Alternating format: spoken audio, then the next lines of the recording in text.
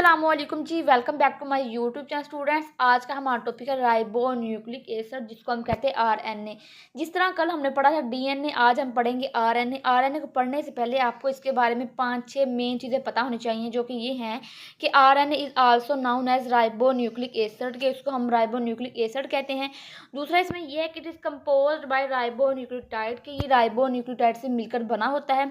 तीसरा पॉइंट इसमें ये है कि the sugar in DNA is called ribose sugar, जो आरएनए में शुगर होती है उसको हम कहते हैं राइबोज शुगर। ठीक है, आगे इसका फोर्थ पॉइंट ये है कि the nitrogen bases RNA are adenine, guanine, cytosine and uracil. ठीक है, तो आरएनए में 4 नाइट्रोजन बेसिस होती हैं, adenine, guanine, cytosine and uracil. आगे हमारे पास है आरएनए का फंक्शन, कि ये क्या काम करता है।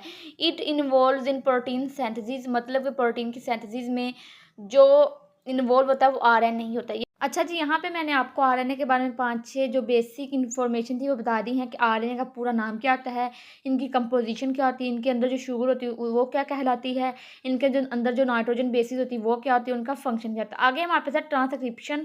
तो इसकी डेफिनेशन ये है कि RNA is synthesised by DNA is called transcription, मतलब कि ऐसा प्रोसेस जिसमें हम डीएनए से आरएनए को सिंथेसाइज करते हैं, मतलब बनाते हैं, उसको हम कहते हैं ट्रांसक्रिप्शन।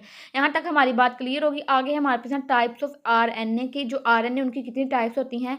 तो अगर टाइप्स की बात की जाए तो there are 3 types of RNA. सबसे पहले हमारे पास टाइप्स है एमआरएनए, जिसको हम कहते हैं मैसेंजर आरएनए। दूसरी हमारे पास टाइप्स है टीआरएनए, जिसको हम कहते हैं ट्रांसफर आरएनए।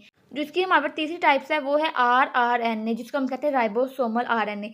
तो अब हम इनको आगे 1 बाय 1 डिटेल से डिस्कस करते हैं कि मैसेंजर आरएनए क्या होती है, ट्रांसफर आरएनए क्या होती है और राइबोसोमल आरएनए क्या होती है। अच्छा जी स्टूडेंट्स, ये हमारे पास है एमआरएनए, जिसको हम कहते हैं मैसेंजर आरएनए। तो इसके नाम से पता चलता है जो कि मैसेज लेता है। ठीक है, तो इसका फर्स्ट पॉइंट ये है कि messenger RNA carries the genetic information from DNA to ribosomes, मतलब कि ये डीएनए से जेनेटिक इन्फॉर्मेशन लेता है और राइबोसोम्स को डिलीवर कर देता है। ठीक है, इसका दूसरा पॉइंट ये है कि amino acids are arranged according to the information in mRNA, मतलब कि जो अमाइनो एसिड्स होते हैं वो एमआरएनए की इंफॉर्मेशन के मुताबिक अरेंज होते हैं to form specific protein molecule. Amino acids क्या करते हैं कि वो एमआरएनए की इंफॉर्मेशन के मुताबिक अरेंज होते हैं ताकि हमारे पास स्पेसिफिक प्रोटीन मॉलिक्यूल बन जाए। आगे इनका नेक्स्ट पॉइंट ये है कि it consist of a single strand of variable length, मतलब कि इसके पास सिंगल स्ट्रैंड होता है जिनकी वेरिएबल लेंथ होती है। वेरिएबल लेंथ का मतलब होता है इनकी जो लेंथ है वो छोटी भी हो सकती है और बड़ी भी हो सकती है। अब हमने ये पढ़ना है कि जो इनकी लेंथ है वो किस पे डिपेंड करती है।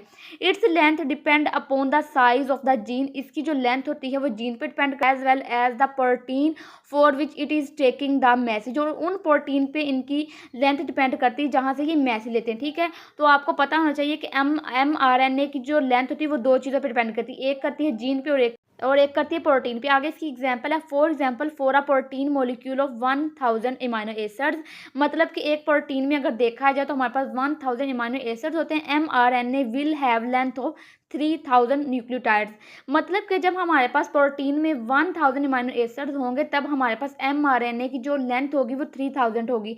तो आपने इसको एज एमसीक्यू याद रखना है। अच्छा जी स्टूडेंट्स, आगे हमारे पास है एमआरएनए की परसेंटेज सेल में कितनी होती है। MRNA is about 3 to 4% of the total RNA in cell, मतलब कि सेल के अंदर जो इसकी परसेंटेज होती है वो 3 से लेकर 4% तक होती है। आगे हमने पढ़ना ट्रांसफर आरएनए, वो हम आगे बढ़ते हैं। स्टूडेंट्स, आगे हमारे पास है टीआरएनए। इसमें फर्स्ट पॉइंट ये है कि transfers amino acids molecule to the side, मतलब कि एक ऐसी जगह पे इमानो एसिड्स को ट्रांसफर करते हैं where peptide chains are being synthesised, जहाँ पे जो पेप्टाइड चेन्स होती है वो सिंथेसाइज होती है, मतलब कि बनती हैं। ठीक है, आगे इनका सेकंड पॉइंट ये है कि टीआरएनए मॉलिक्यूल्स हैज स्मॉल, मतलब कि जो टीआरएनए मॉलिक्यूल्स होते हैं बहुत ही छोटे होते हैं, each with the chain length of 75 to 90 nucleotides, और उनकी जो चेन लेंथ होती है वो 75 से लेकर 90 न्यूक्लियोटाइड्स तक होती है। आगे इनका थर्ड पॉइंट ये है कि the cell will have at least 20 kinds of tRNA, मतलब कि अगर देखा जाए हर सेल के पास 20 टाइप्स के टीआरएनए होते हैं, मतलब कि ट्रांसफर आरएनए होते हैं। आगे इनका लास्ट पॉइंट ये है कि it comprises about 10 to 20% of the cellular RNA, मतलब कि अगर इनके अंदर सेल की जो अमाउंट देखी जाए तो वो हमारे पास 10 से लेकर 20% तक होती है। तो आपने इनके अंदर जो सेल की परसेंटेज होती है मैसेंजर आरएनए में, ट्रांसफर आरएनए में, इनको आपने याद रखना। तो आगे हमारे पास जो लास्ट टाइप्स है आरएनए की, वो हमारे पास है आरआरएनए, जिसको हम कहते हैं राइबोसोमल आरएनए। ठीक है, इसका फर्स्ट पॉइंट ये है कि it acts as a machinery for the synthesis of protein, मतलब कि प्रोटीन की सिंथेसिस के लिए ये एक मशीन के तौर पर काम करती है। ठीक है, आगे इसका दूसरा पॉइंट ये है कि it is strongly associated with the ribosomal protein. ठीक है, तो ये राइबोसोमल प्रोटीन के साथ स्ट्रोंगली एसोसिएट होती है, मतलब कि मिली होती है, where 40 to 50% of its present, मतलब कि ये 40 से लेकर 50 तक प्रेजेंट होती है। ठीक है, आगे इसका पॉइंट ये है कि it is a major portion of RNA in the cell, मतलब कि आरएनए के अंदर सबसे जो मेजर पोर्शन होता है वो हमारे पास राइबोसोमल आरएनए होता है। इसका लास्ट पॉइंट ये है कि it has 80% of the total RNA, और इसके अंदर जो सेल की परसेंटेज होती है वो 80% तक होती है। ठीक है स्टूडेंट्स, ये हमने आरएनए को लॉन्ग फॉर्म में पढ़ लिया। कल इंशाल्लाह हम इसका लास्ट टॉपिक पढ़ेंगे चैप्टर 2 का। ओके जी, अल्लाह हाफिज़।